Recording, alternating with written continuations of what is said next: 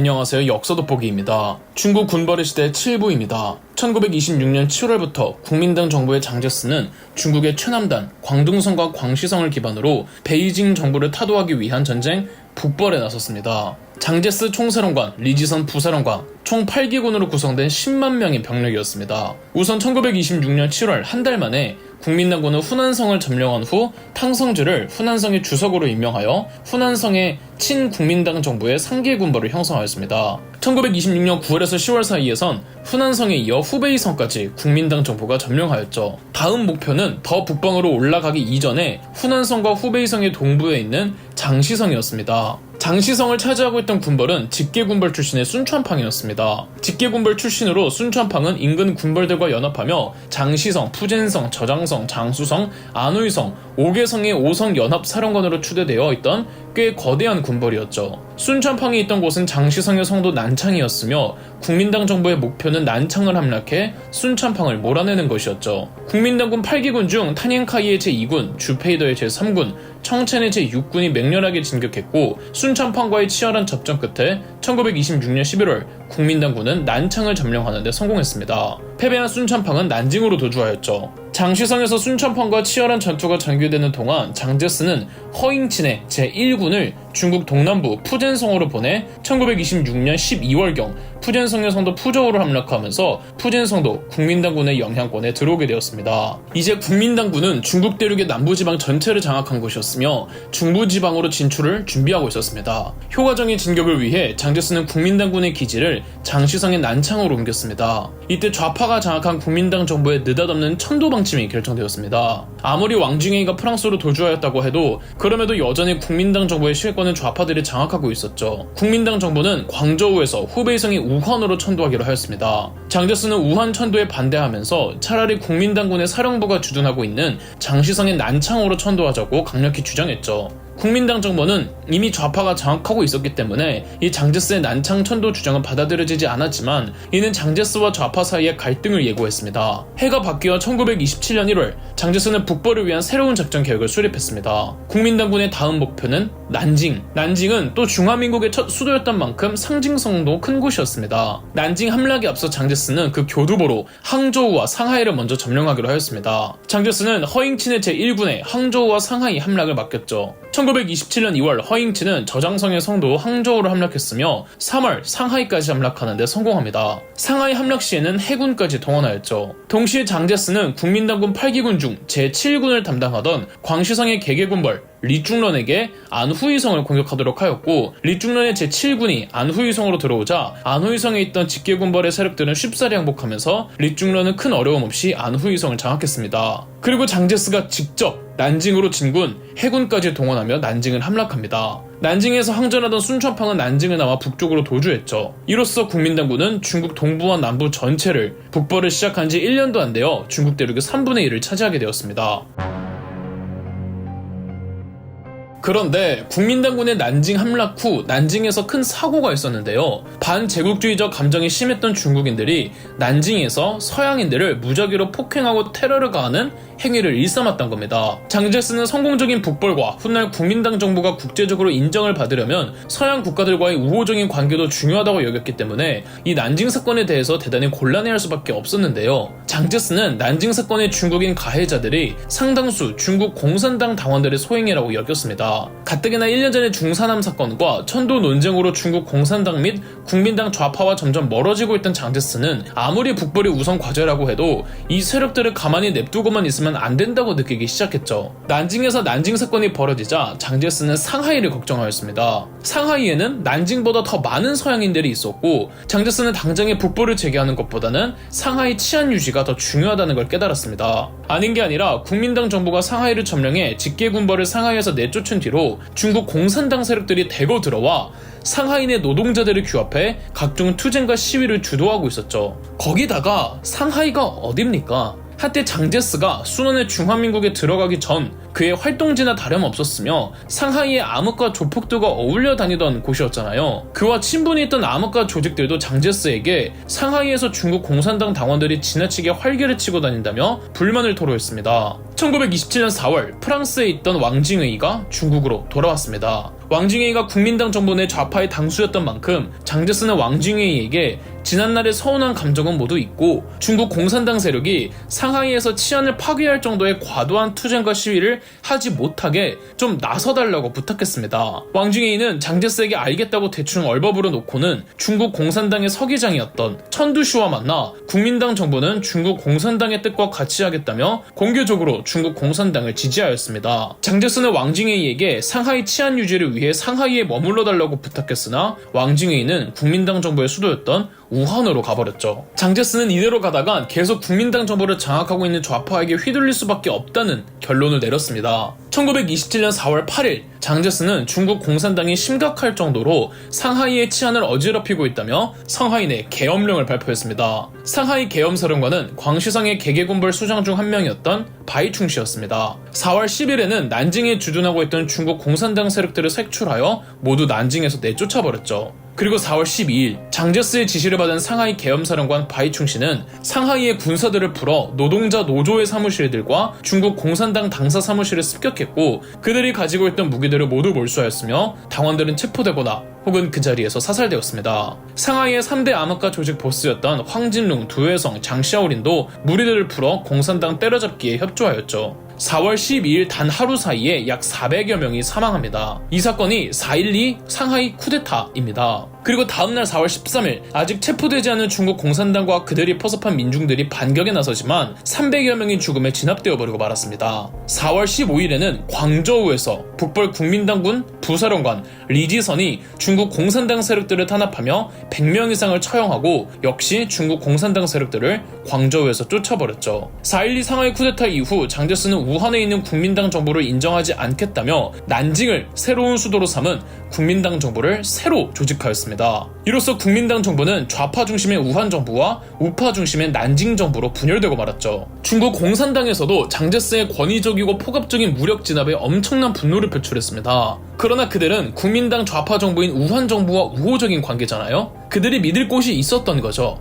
다만 우한 정부 내에서도 수많은 사람들이 왕징웨이를 찾아가 솔직히 실권은 장제스에게 있는 게 맞다. 우한 정부가 난징 정부보다 정통성을 더 갖기 위해서는 우한 정부 역시 중국 공산당과는 손절하는 것이 꼬리를 끊는 것이 맞다며 설득했습니다. 중국 공산당 측에서도 이런 말들이 오가는 우한 정부도 믿지 못합니다. 다만 중국 공산당을 창당했던 초대 서기장 천두슈는 국공 결렬에 반대했습니다. 장제스의 난징 정부와 대립하기 위해서는 우한 정부와는 연합을 해야 한다고 말이죠. 그런데 이미 국민당 정부 모두에게 강한 분노감을 갖고 있던 중국 공산당과 소련의 코민테르는 천두슈를 기회주의자라 비난하며 대세에 따라 7월 13일 중국 공산당은 난징 정부든 우한 정부든 국민당 정부와 함께할 수 없다며 공식적으로 1차 국공합작이 결렬되었습니다. 이틀 후 초대 서기장이었던 천두슈는 은퇴했죠. 그리고 장제스는 다시금 북벌을 재개합니다. 그의 다음 목표는 산둥성, 중국 군발의 시대 8부입니다.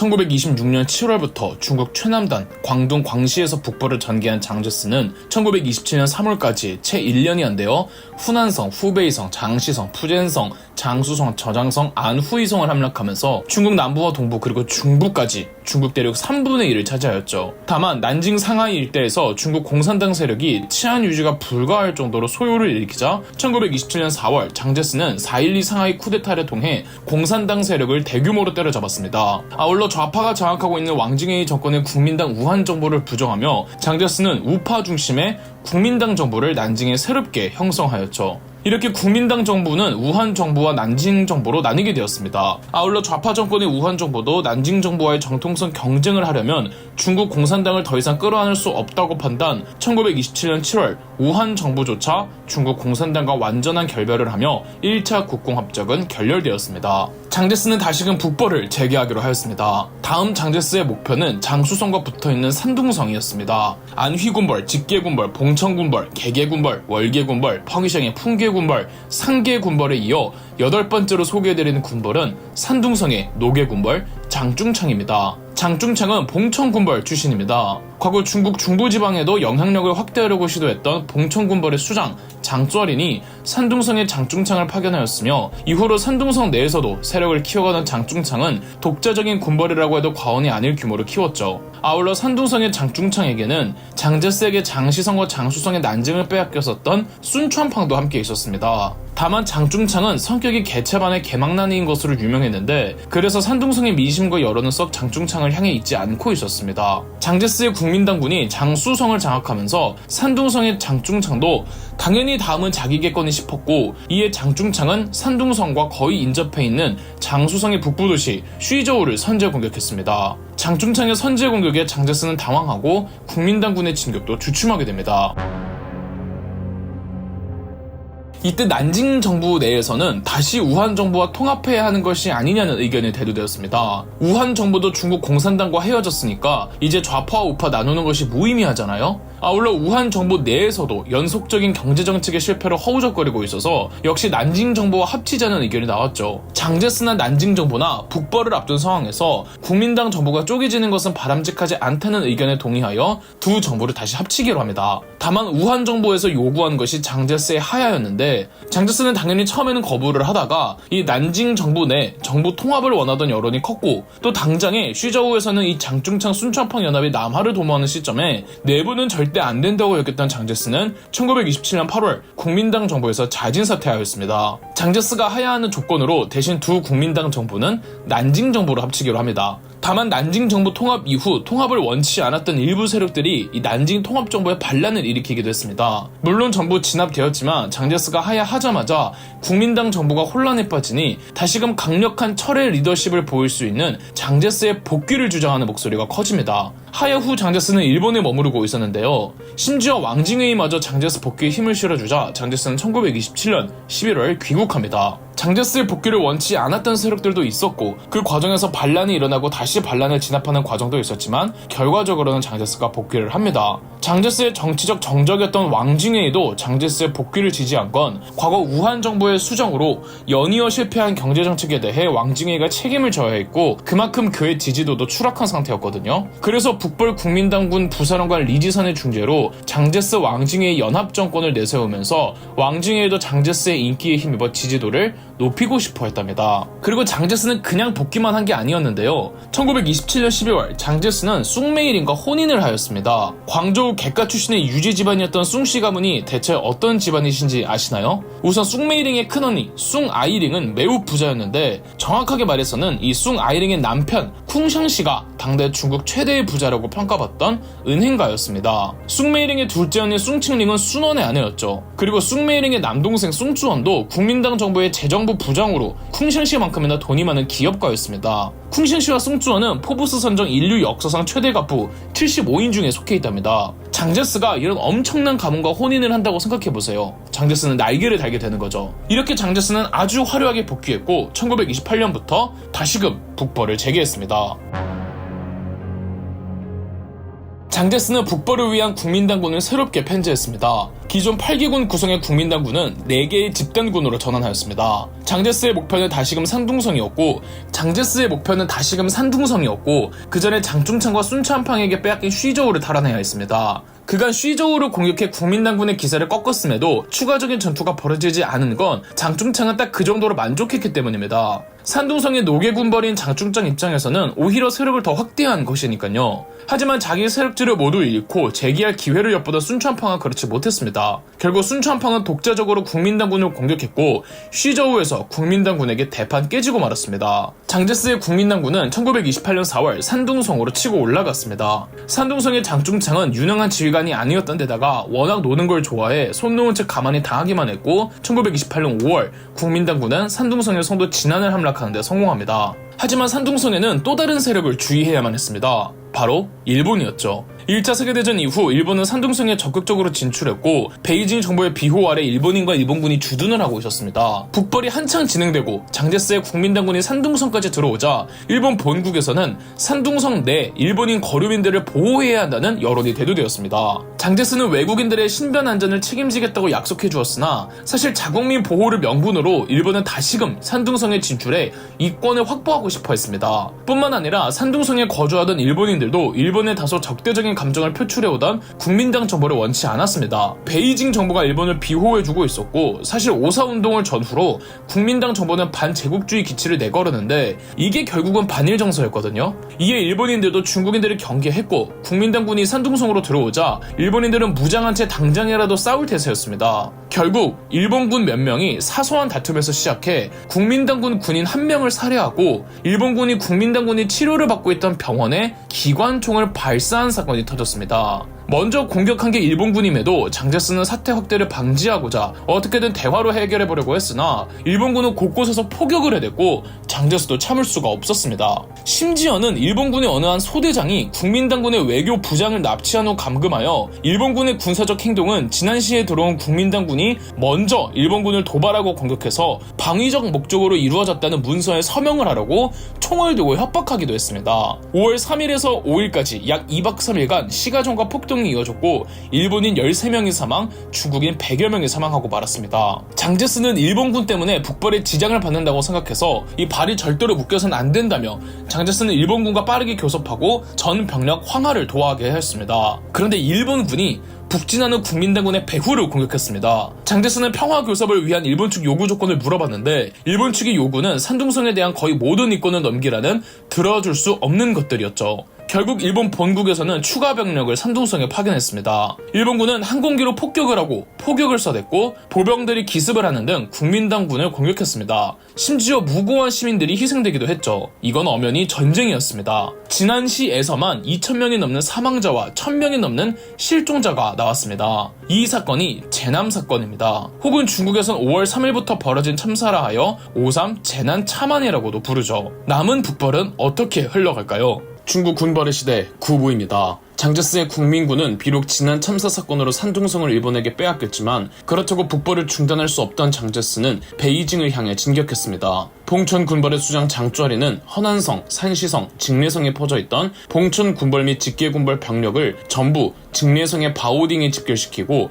베이징 우주방어에 들어갑니다. 이때 장제스의 국민당군에게 크게 협조했던 군벌들이 있었습니다. 장제스가 베이징까지 쳐들어가기 위해선 반드시 짚고 넘어가야 할 두 성이 있었습니다. 하나는 허난성이었고 다른 하나는 산시성이었습니다. 장제스의 국민당 정부에겐 다행스럽게도 두 성의 군벌들이 모두 장제스의 북벌에 동참하기로 한 것인데요.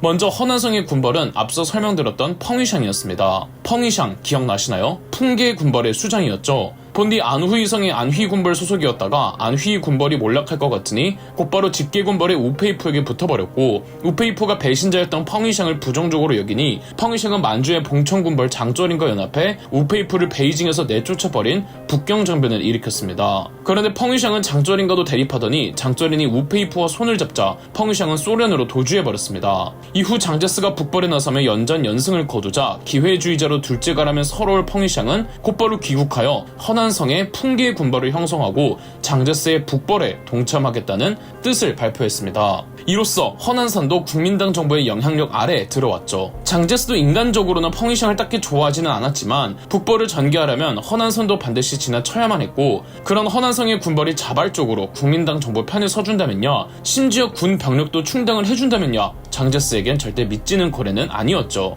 펑위샹은 북벌을 위한 국민당군 4개의 집단군 중에서 제2집단군의 사령관이 되었고 펑위샹의 풍계군벌이 중심이 되어 구성된 제2집단군 규모가 무려 31만 명이었습니다. 그 다음 장제스의 북벌에 참여하기로 한 군벌은 산시성의 군벌 옌시산이었습니다. 안휘군벌, 직계군벌, 봉천군벌, 개계군벌, 월계군벌, 펑위샹의 풍계군벌, 샹계군벌, 노계군벌에 이어 9번째로 소개해드리는 군벌은 산시성의 군벌, 바로 염계군벌의 옌시산입니다. 염계군벌이라 하면 옌시산의 성씨를 한국식 도금으로 읽어 붙여진 이름이죠. 산시성 출신의 옌시산은 산서 무비학당 졸업 후 일본 유학을 통해 장교 교육을 이수했습니다. 근대적 교육을 받은 옌시사는 혁명파의 일원으로 중국 동맹회의 소속이기도 했는데요. 일본 유학까지 절차를 밟은 엘리트 군인이었기에 산시성에서도 명망이 높았고 금세 자신만의 세력을 형성한 뒤 1911년 신해혁명 때도 산시성의 성도 타이위안에서 함께 혁명에 참가했습니다. 옌시사는 일본 유학 시절의 경험을 바탕으로 자체적으로 산시성에서 군수사업을 일으켰는데요. 과거 청나라에서 관리하던 타이위안의 병공창을 옌시산이 인수하였습니다. 이전에 타이위안 병공창은 제대로 운영조차 안 됐지만 옌시산이 인수하면서 타이위안 병공창을 대폭 확대해 타이위안 병공창은 군벌시대의 규모가 매우 컸던 병공창이었습니다. 옌시산은 베이징 정부에서 안후이, 직계, 봉천이 서로 각축전을 벌일 때 중립을 표방했습니다. 산시성의 연성 자치 유지만이 목표였기에 베이징 정부와 우호적인 관계를 맺고 있었죠. 그러나 베이징 타도를 외치며 북벌에 나선 국민당군이 승승장구를 하자 옌시산은 국민당 정부 편에 서기로 합니다. 옌시산의 염계군벌은 국민당군 4개의 집단군 중 제3집단군을 담당하였죠. 국민당군의 공격을 막기 위해 베이징 정부군은 바오딩에 군을 집결시켰습니다. 이에 제2집단군의 펑이샨과 제3집단군의 옌시산도 베이징 정부군과 싸우기 위해 바오딩으로 향했고 전세는 절대적으로 베이징 정부에게 불리했습니다. 국민당군은 직계성 대다수를 점령하고 그리고 1928년 5월 30일 바오딩을 함락하였습니다. 이제 베이징만을 목표로 하고 있었습니다. 베이징 정부의 봉천군발 장쩌리는 싸움을 포기하기로 합니다. 싸워서 도저히 이길 수 없다고 본 것이죠. 직계군발 우페이프는 어디로 가느냐고요? 여태 국민당군이 전선에서 싸웠던 상대는 봉천군발이라기보다는 직계군발이 대다수였습니다. 여러 차례 국민당군과의 패배로 인해 직계군발은 이미 와해 상태에 이르렀고 우페이프는 이미 쓰촨성으로 도주한 상태였죠. 봉천군발의 장쩌리는 북벌의 패배를 선언하고 6월 3일 베이징을 나와 자신의 근거지인 만주, 봉천으로 돌아갑니다. 아무도 몰랐겠죠. 봉천행 기차가 실은 지옥행 기차였다는 걸. 6월 6일부터 베이징에 들어간 옌시산의 병력은 베이징 정부 잔류군과 소규모 접전을 벌였고 6월 8일 베이징에 입성하면서 마침내 북벌이 완수되었습니다. 국민당 정부의 승리였죠. 신해혁명 이후 탄생한 중화민국이 위안스카이 그리고 그 휘하 군벌들에게 공화정 사상에 부정당하면서 중국 최남단에 명맥만 있다가 비로소 중화민국이 중국 대륙을 통일하는데 성공한 겁니다. 북벌을 완수하자 국민당 정부는 다음과 같은 대외 선언을 외쳤습니다. 중국 통일은 전국 인민의 분투와 희생에 의해서 완성을 이루겠다. 국민정부는 중국 민중에게 약속한 대로 국내의 정돈과 건설에 착수할 준비를 시작하고 있다. 이로써 중국이 통일되자 베이징은 더 이상 베이징이 아니었습니다. 중국 지명에서 징은 수도를 뜻하는 단어죠. 하지만 국민당 정부의 수도는 난징이었고 이제 베이징 정부는 타도되었기에 베이징은 더 이상 수도가 아니었고 국민당 정부는 베이징의 이름을 베이핑으로 바꾸었습니다. 직내성도 허베이성이 되었죠. 한편 북벌에 패주한 봉천군벌의 장쩌리는 근거지 만주 봉천으로 가던 기차에서 변을 당하고 말았습니다. 6월 4일 새벽 거의 봉천에 다다랐을 때 기차가 황고둔의 삼동교를 지나고 있을 때 장쩌린이 타고 있던 기차가 갑자기 폭발하고 말았습니다. 장쩌린은 즉사하지 않았지만 병원으로 후송되어 당장 아들 장쉐랑을 불러들이라는 말을 남기고 그 자리에서 사망합니다. 이 사건이 황고둔 사건 혹은 남만주 폭파 사건이라고 하죠. 황고둔 사건의 범행은 만주에 주둔하고 있던 일본 관동군이었습니다. 봉천군벌의 수장 장쩌린이 그동안 베이징에 머무르면서 중국 내륙 문제에 집중하고 있을 때 만주에 대한 지배력이 약해진 틈을 타 만주 내 일본 관동군이 영향력을 확대하고 있었습니다. 그런데 장쩌린이 돌아오면 만주의 지배권을 두고 경쟁할 것을 우려했던 관동군이 일본 본국의 허락 없이 멋대로 장쩌린이 타고 있던 기차를 폭파시켜버린 겁니다. 이후 봉천군벌은 장쩌린의 아들 장쉐랑이 이어받게 되었습니다. 이로써 베이징 정부를 타도하긴 했지만 군벌의 시대는 끝이 났다고 할 수 없었습니다. 여태 장제스의 북벌을 보시면 아시다시피 북벌은 국민당 정부만의 힘으로 완수한 것이 아니었죠. 군벌을 동원하여 군벌을 타도한 것이었습니다. 북벌을 위해 군벌들을 동원한 장제스였지만 이제 북벌을 완수한 이상 더 이상 군벌들이 필요 없었습니다. 아니 더 방해되는 존재였습니다. 이제 국민당 정부의 중화민국이 중국 대륙 전체를 지배하게 되었는데 군벌들을 그대로 둘 수는 없었죠. 1929년 장제스의 국민당 정부는 앞으로 전국적인 군축을 단행할 예정이며 각지의 군벌들도 국민당 정부에 소속된 부대로 편입하겠다는 편견회의를 개최하여 입장을 전달하였죠. 당연히 군벌들의 반발이 있을 수밖에 없었죠. 장제스의 북벌에 협조했던 군벌들이 북벌 완수 후 장제스의 군벌 해체 조치에 반발을 일으켜 국민당 정부의 반란을 일으킨 일련의 전쟁들을 반장전쟁이라고 합니다. 대표적으로 초기 북벌부터 함께 해왔으며 국민당군은 4개의 집단군 중 제4집단군을 담당했던 리중런, 바이충씨가 이끄던 개개군벌이 1929년 3월에서 6월 반란을 일으켰으며 1929년 5월에서 7월 허난성의 펑샹이 반란을 일으켰고 1929년 9월 광시성의 개개군벌이 광둥성 세력과 연합해 다시 한번 반란을, 1929년 10월에는 허난성의 펑이샹이 또 한 번의 반란을, 1929년 12월에서 1930년 1월까지는 후난성 상계군벌의 탕성즈가 반란을 일으켰습니다. 정말 장제스는 쉴 틈이 없었죠. 연이은 군벌들의 반란은 그렇지만 국민당 정부에 큰 타격을 주지 못했습니다. 그 이유 중 하나는 반장 전쟁에 나선 군벌들은 각기 각자의 세력지에서만 반란을 일으켰고 그들끼리는 연합을 하지 않았기 때문이었습니다. 이에 반장의 기치를 내건 군벌들은 그들끼리 총연합하여 장제스에게 대항하기로 합니다. 군벌들과 장제스의 내전, 그 최종장에 해당하는 전투가 바로 중원대전이었죠. 1930년 전국의 군벌들 가운데 가장 거대한 세력을 보유하고 있던 산시성의 옌시산과 허난성의 펑이샹의 동맹을 맺고는 국민당 정부에 반란을 일으켰습니다. 1930년 2월 옌시산과 펑이샹이 난징 정부에 정식적으로 장제스의 하야를 요청하는 입장문을 보냅니다. 물론 장제스는 거절하고 군대를 집결시키며 전쟁 준비에 돌입합니다. 이에 옌시산과 펑이샹도 전국적으로 장제스에게 불만을 품고 있는 모든 군벌들을 모으기 시작했죠. 1930년 3월 옌시산을 총사령관으로 하는 반장제스 세력을 규합하니 그 병력이 자그마치 80만 명에 육박했습니다. 장제스도 4월경이 되면 전투 준비를 끝마쳤고 옌시산에 대한 체포령과 토벌령을 발표했습니다. 중국의 남쪽 광시성의 군벌 리중런과 바이충시도 반란에 동참했습니다. 이뿐만이 아니었습니다. 지금의 베이징 부근 허베이성 기반의 하북 군벌들 숭저위안과 쓰여우산도 합류했으며 닝샤의 군벌, 간수성의 군벌, 칭하이성의 군벌 등 서북 군벌들도 동참했죠. 반면 광둥성과 산시성의 군벌은 장제스의 편에 섭니다. 중국 서남쪽의 쓰촨성, 구이저우성, 윈난성의 군벌들은 이 내전에 참여하지는 않습니다. 그러니까 중국 서남쪽의 군벌들 그리고 동북 쪽의 봉천 군벌을 제외하고는 중국 전국의 모든 군벌들이 다 참전한 바야흐로 최대 규모의 내전 중원대전이 발발합니다. 그럼 역사 돋보기였습니다. 저희 역사 돋보기가 멤버십 가입을 시작했습니다. 멤버십 가입을 해주신 분들 덕분에 영상 제작에 큰 도움이 되고 있습니다. 감사합니다. 영상 재미있으셨다면 구독과 좋아요, 알림 설정까지 해주시면 감사드리겠습니다.